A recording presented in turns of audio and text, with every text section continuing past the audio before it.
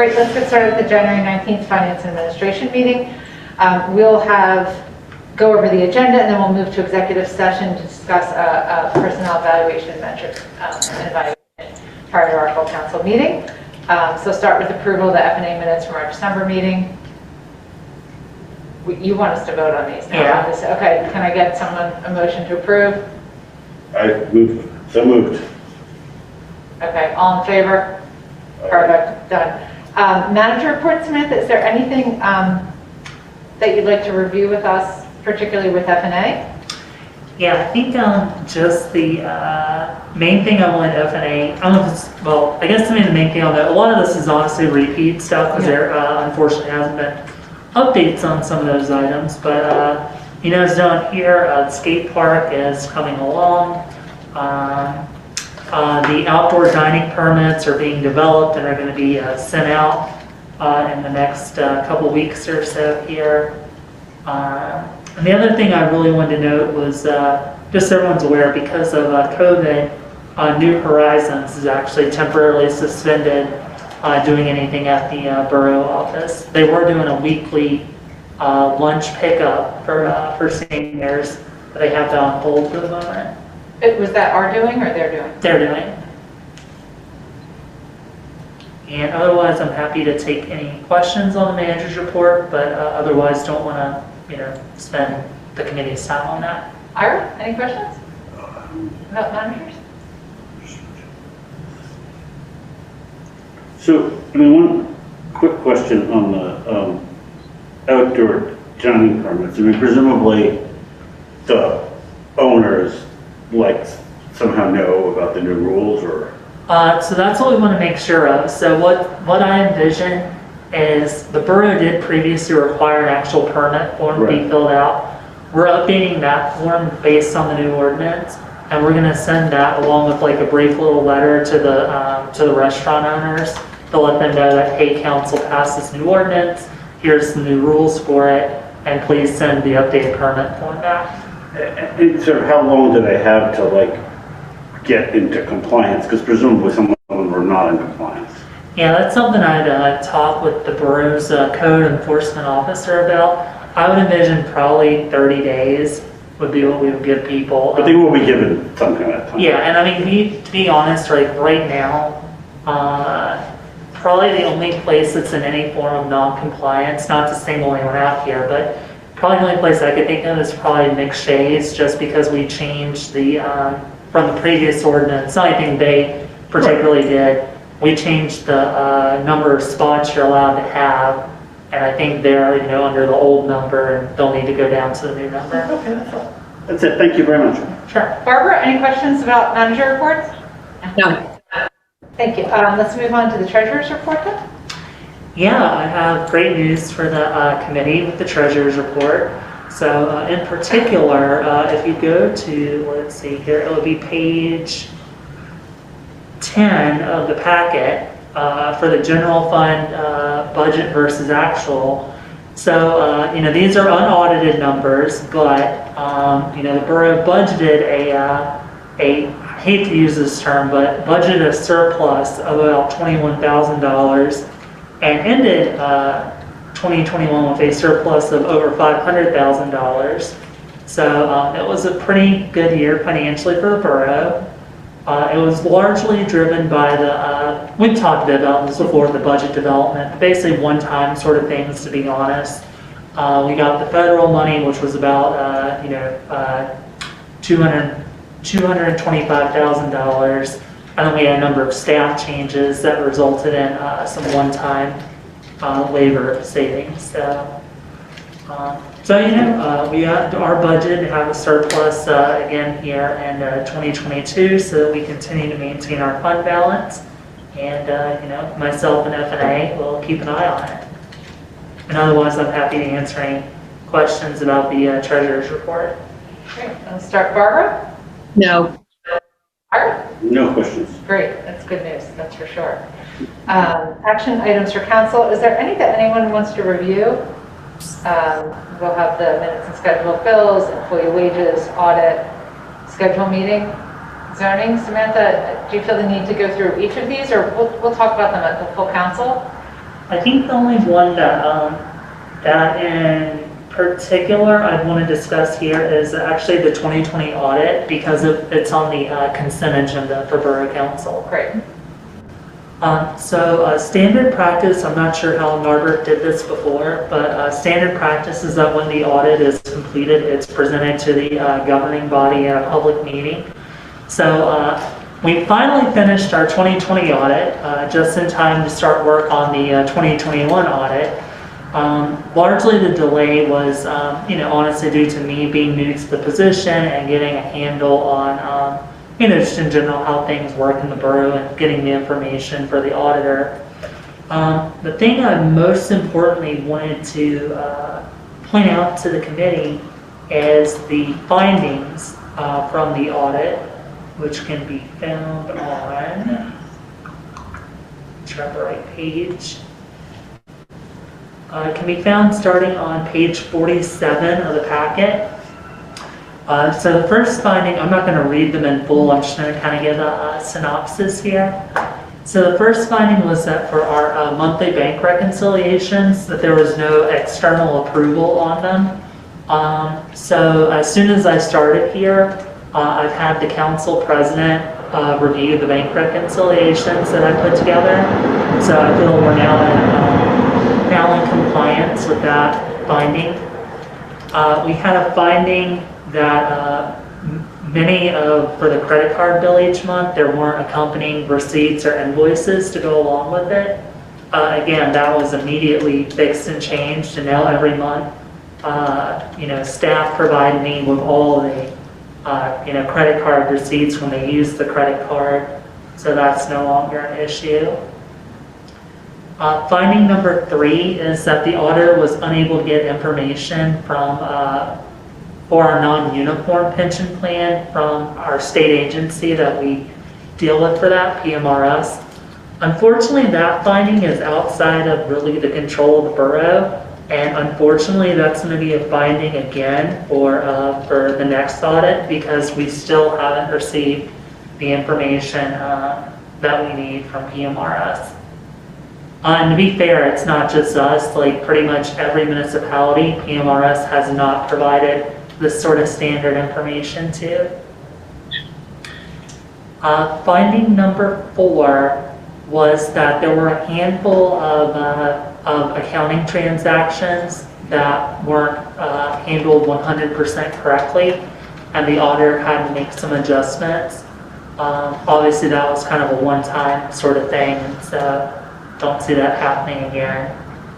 And finding number 5 is that the borough was missing a number of policies to help ensure that we avoid, fraud and embezzlement and that sort of thing.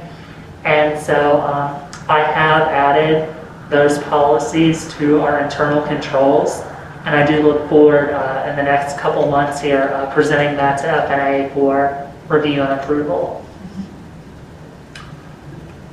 Great.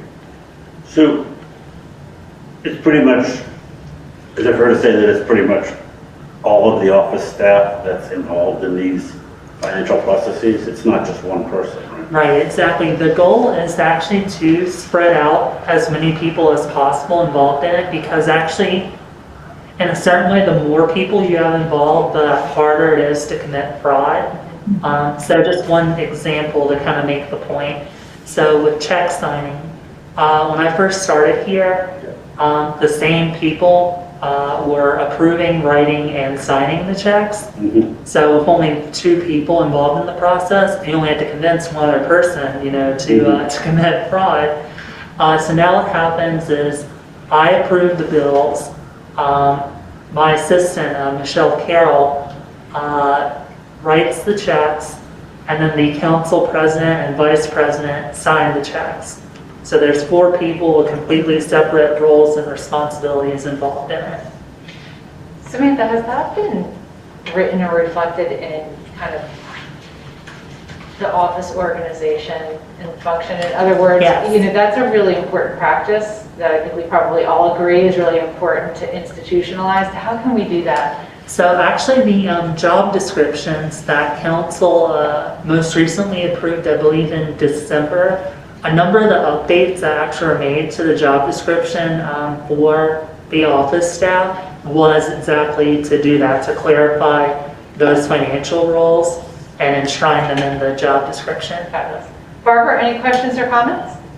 Yes, I have just one, and I don't expect that you can answer it necessarily, Samantha, but I was reading B. Bergvall's letter where they say that they reviewed everything and said, here's our consideration of the internal control and that kind of stuff. They say at the end of the second paragraph, it says, as discussed below, we identified certain deficiencies in internal control that we consider to be material weaknesses and other deficiencies that we consider to be significant deficiencies.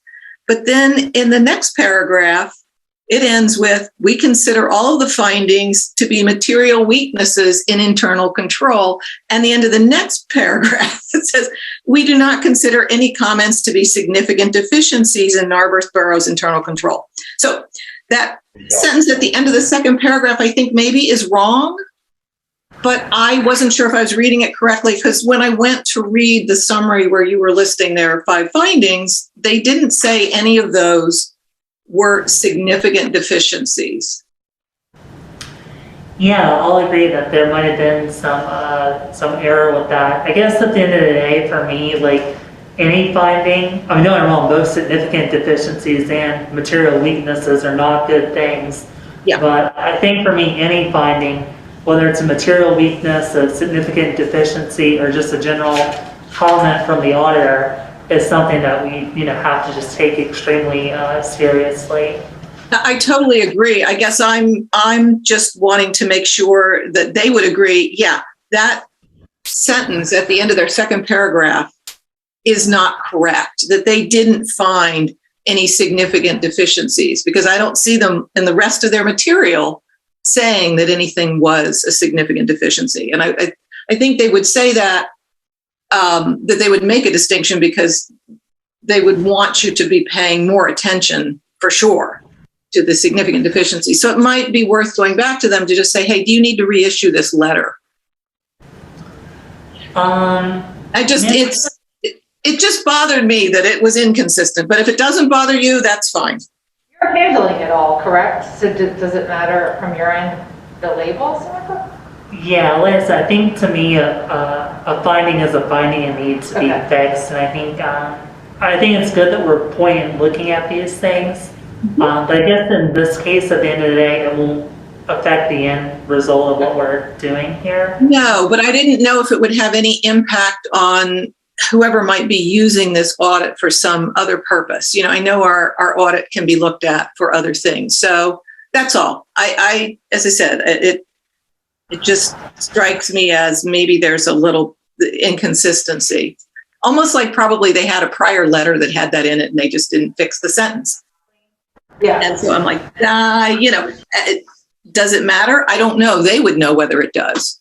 If I were in their shoes, I'd want to fix it, but that's me.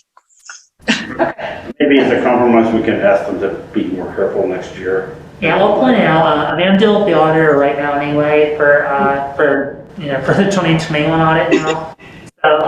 So Barbara, I'll mention to the auditor when we have our next chat about the 2021 audit. Okay, but it's good to know that you didn't feel like any of those were the significant category, because I was like, they didn't seem like it to me, but. Right. Okay, thanks. Moving on to 4.4, and we're going to talk about this at the main council meeting, but just as a point of reference, Samantha and I had discussed, months and months ago, is having a meeting on Wednesday night, and really the drain on the office staff when we go to 11 o'clock or after for meetings. Having meetings on Thursday, you then only have one more work day. It does appear that the stars have aligned and all of our professional staff and boards and commissions would be okay if we were to change our council meeting on Thursday. So that's what we'll talk about and vote upon on our larger meeting. Okay. And are we planning to move anything else? Because there's not like a list of a meeting schedule that we're approving for tonight, right? We would just be approving moving the 2 full council meetings to Thursdays from Wednesdays? All right, so then I guess I would ask right now, Ira and Barbara, assuming that that passes, could you meet at FNA on the first, then Thursday? I'll meet whenever you need me. Okay, it'd be the same time, we would just move. Barbara, that works for you? Yep, Okay. works for me. And so I'm thinking ahead to the advertisement, and aren't we going to want to advertise everything at once? Yeah. And I think Yeah. other committee chairs have actually already vetted that time, so it would be one clean sweep of meeting agendas. Yes. Well, I have a major correction to this memo. To be Shvat is actually on January 17th and not February 17th. Oh my goodness, yeah, thank you. Sticker. Probably not a Thursday. Sorry about that, yes, thank you for pointing that out. Determination to send solicitor opposition to 219 Hartford zoning appeal. This is more, I'm not sure there's anything FNA really needs to approve or discuss, rather we talk about that at the full council meeting. That sounds good. Okay.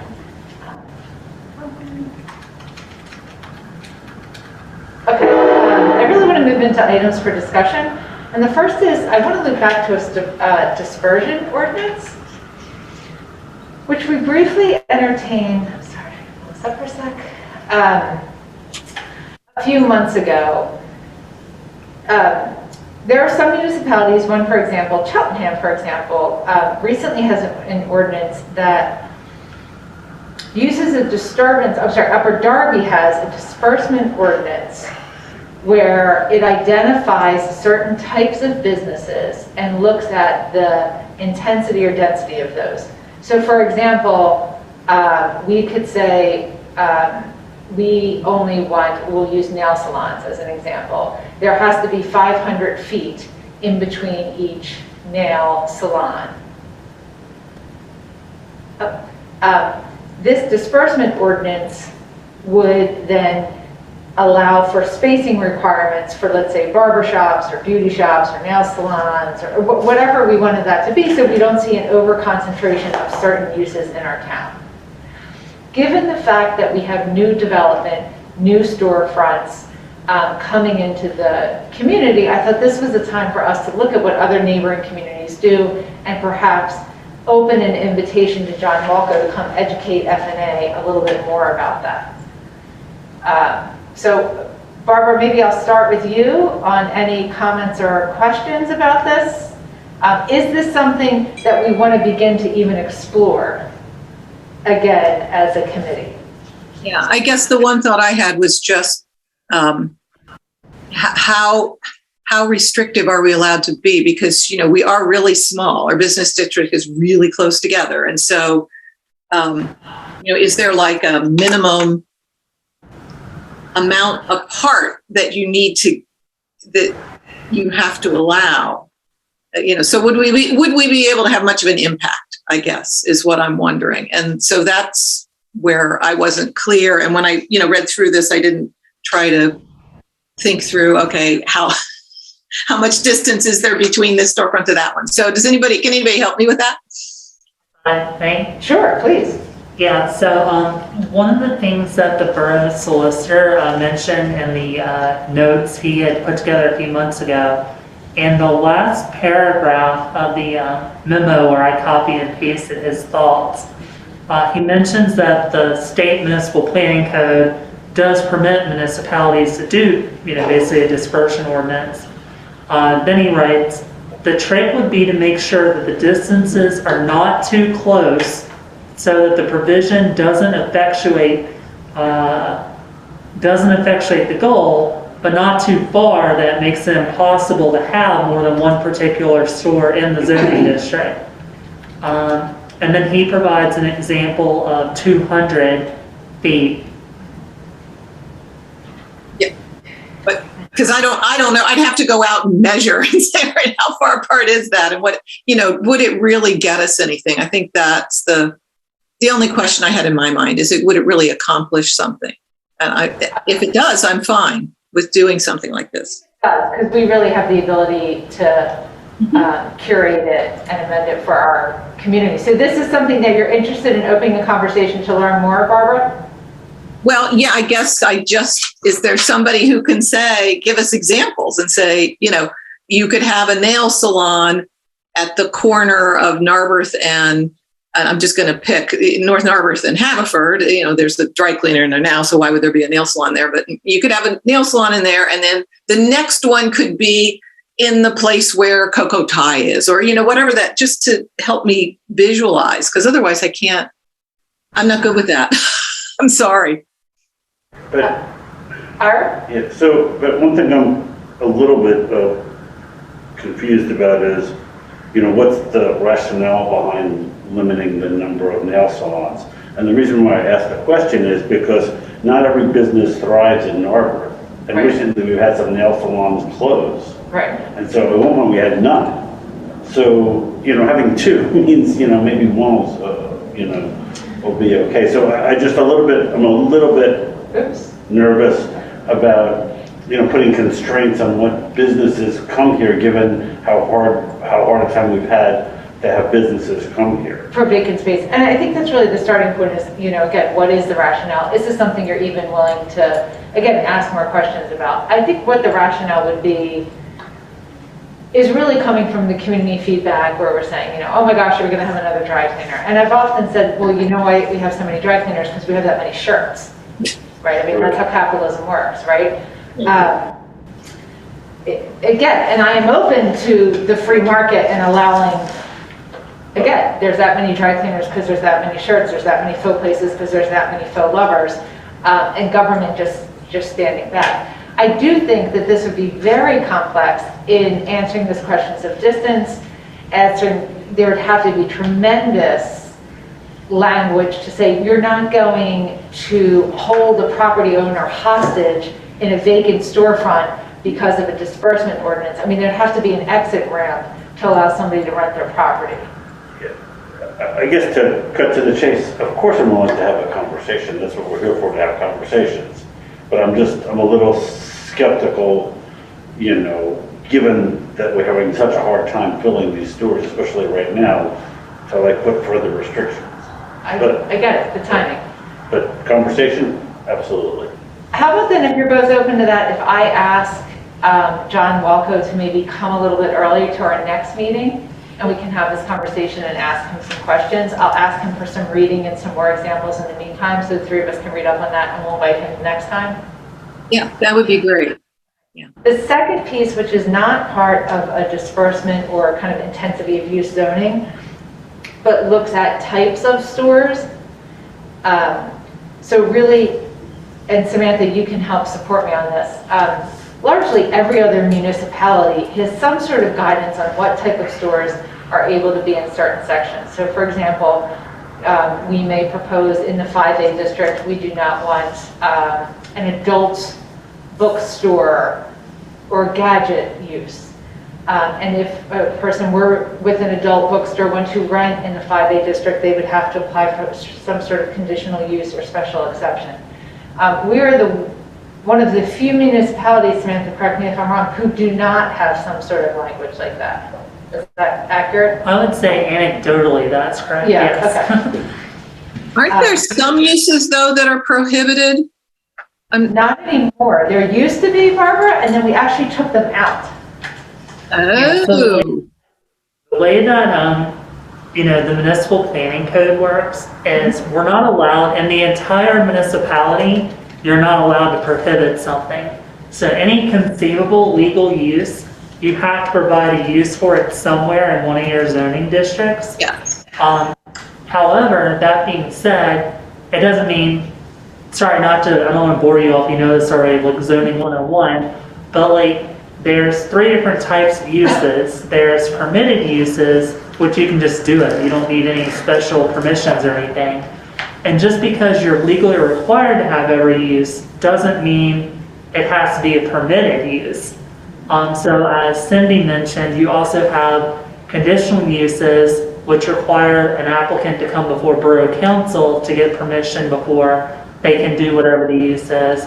And then special exceptions, which require the applicant to go before the zoning hearing board.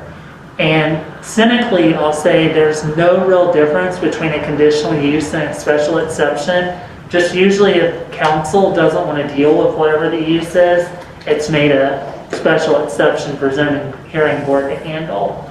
So yes. Yeah, I just don't want to be vulnerable and in the opportunity for, you know, against adult bookstores, I should use probably a different example, you know, to open in the center of town and somebody say, how was that able, how were we able to do that when so many other municipalities have these conditional uses or special exceptions? I'd like us to do some preventative work so we're not in a reactive position. Well, so let's do like a real example. So if we had had something in place, could the head shop have been forced to required to go through that process? Yes.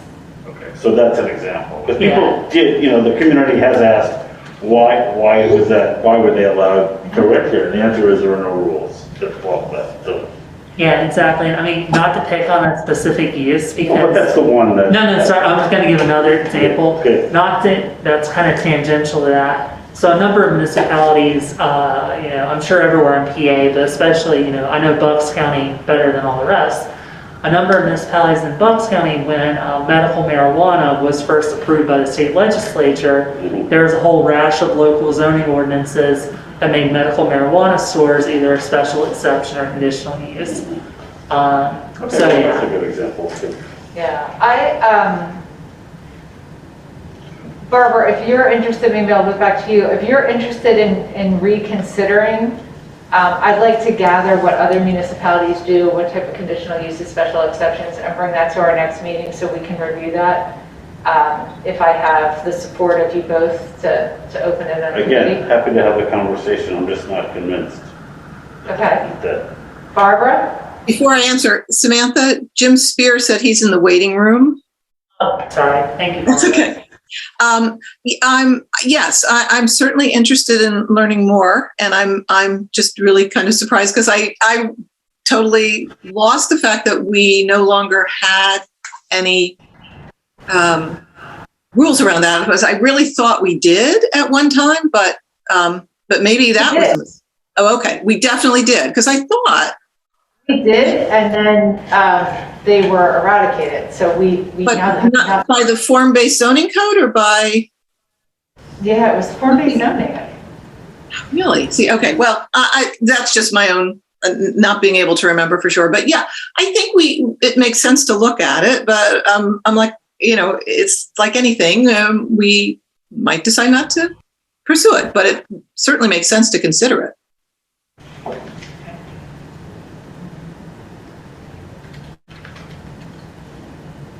Okay.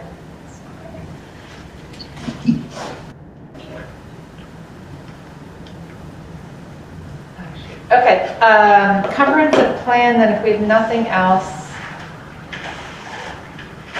to review in these topics, the comprehensive plan implementation review really just remains on the subject, or on the agenda rather, so it doesn't fall off the radar. And we're really just going to defer to the office when they're able to host that town hall in public.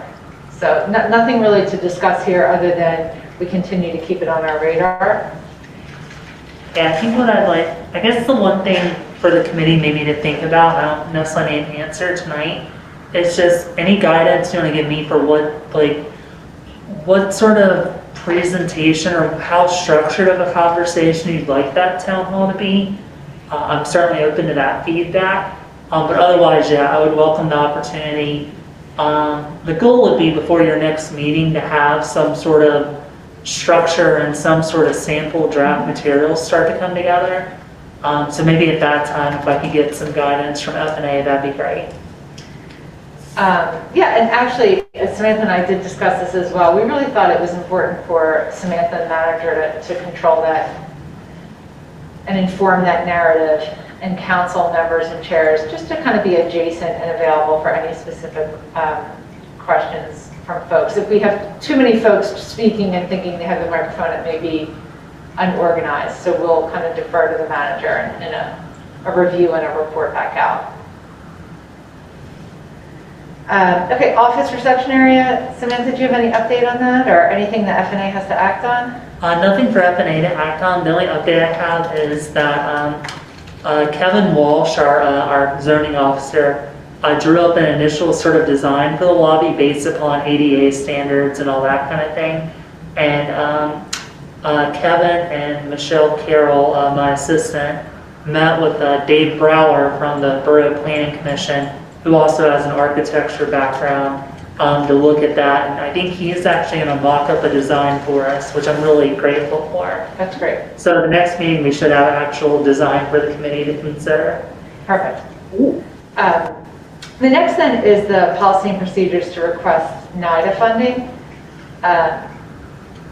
And just for a little bit of background, so, Ira, I'm going to ask you to really chime in here after I kind of tee this up, is council on my time here, we've gone to NIDA really twice. One was for the baseball netting, which actually I did not think it was an appropriate use to go to NIDA. And the second was for the EV charging as a grant matching.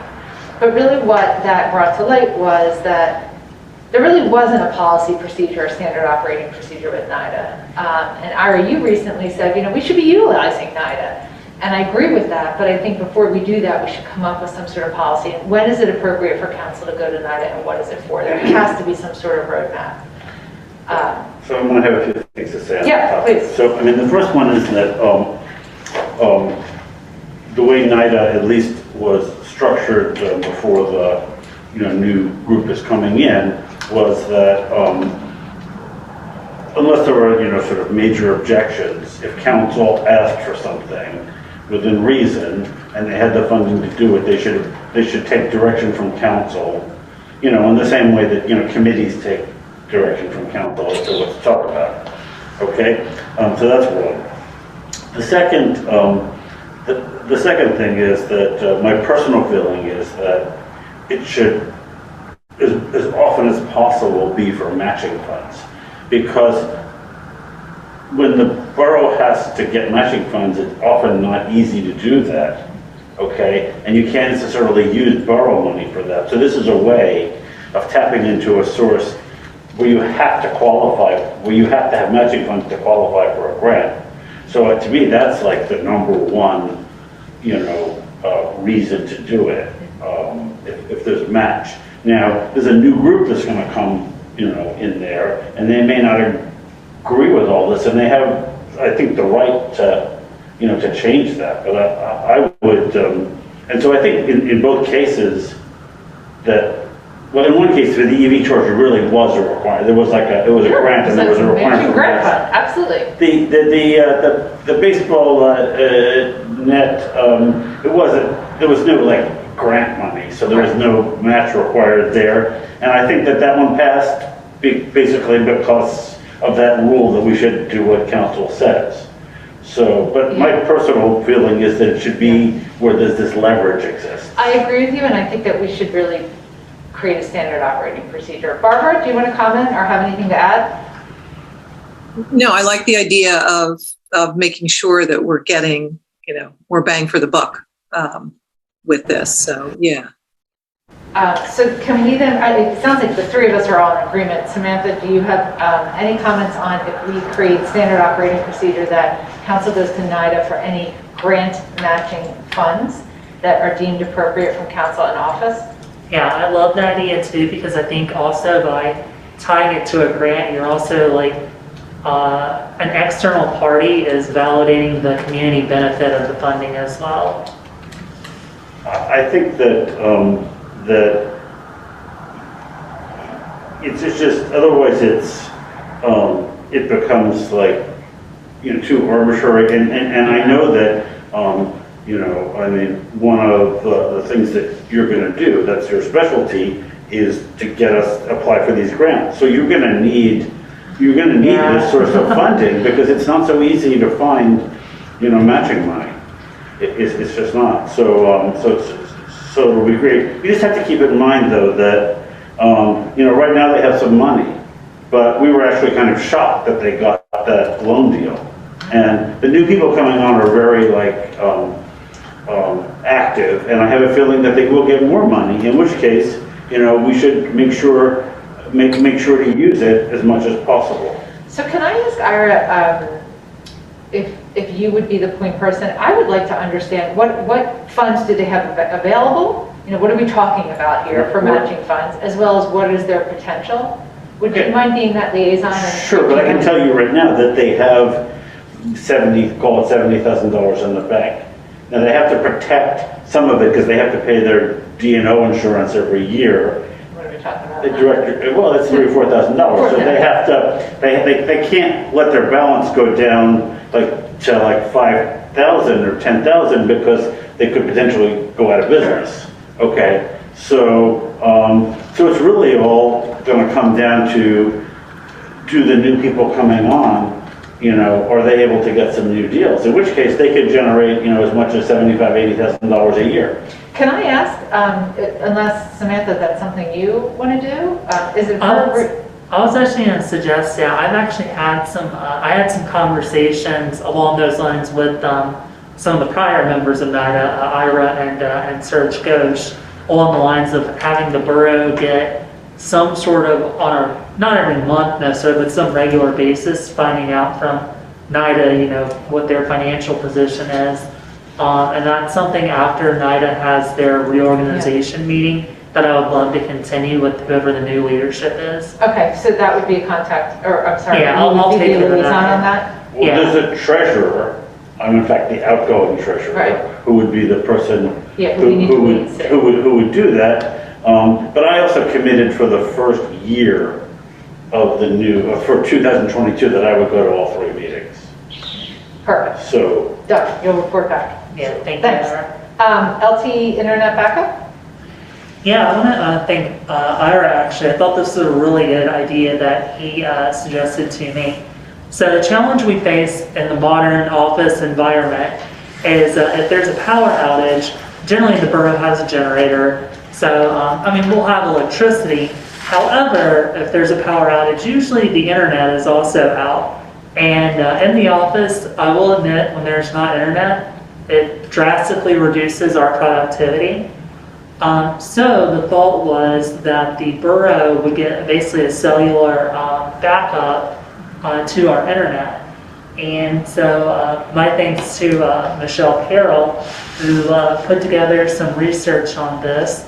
And enclosed in the packet is a proposal from Granite, who provides the internet service to the borough, to put in a device like that would be, that would work with our internet service. And I don't think it's really that much. I think looking at talking to Michelle, looking at the bill here, we're talking, less than $1,000 a year.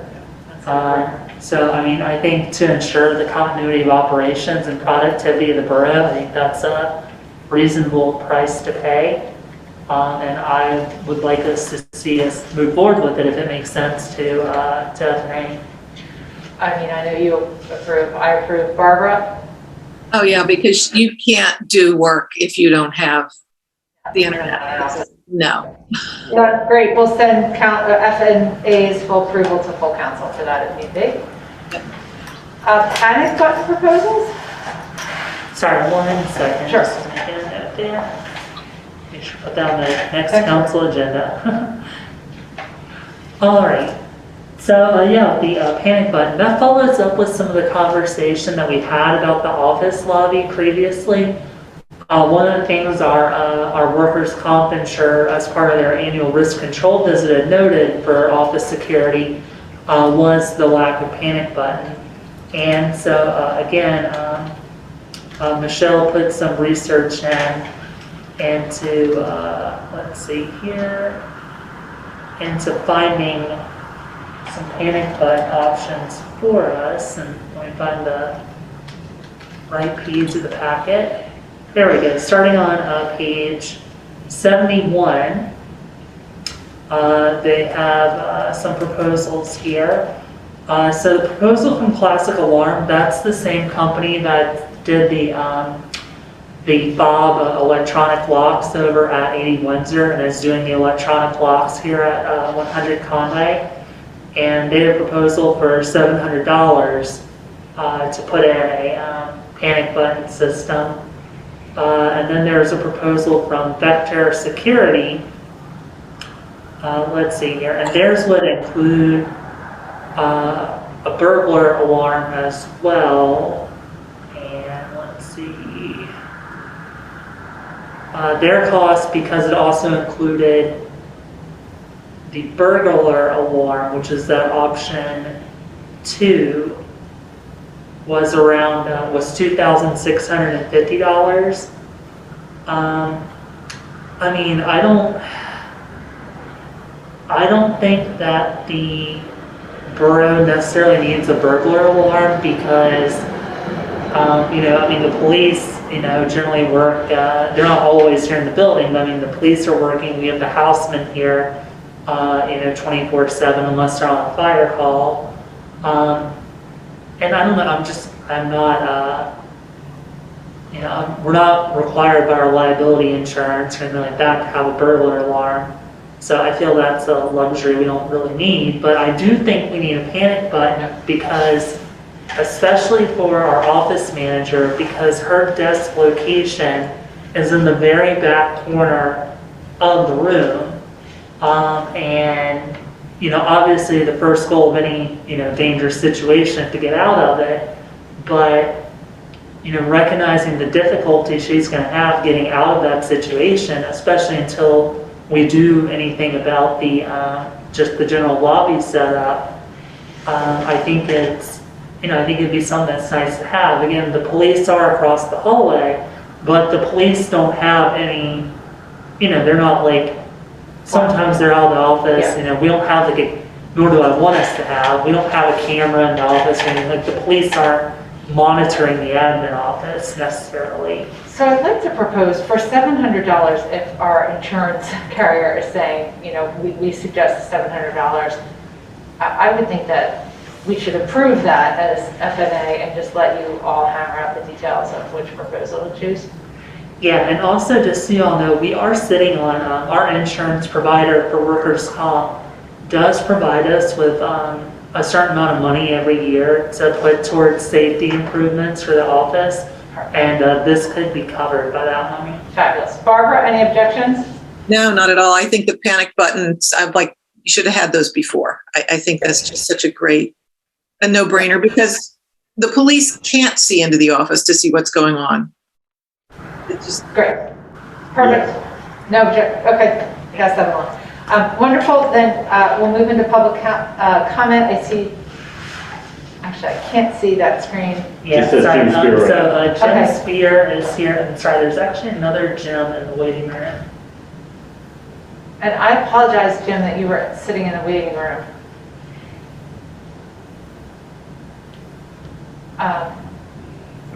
Oh, I'm sorry. I have no comment if you're calling on me. I'm just here to listen. Yes, and apologies. That's okay. I'll catch the recording. Jim, is that your audio by any chance?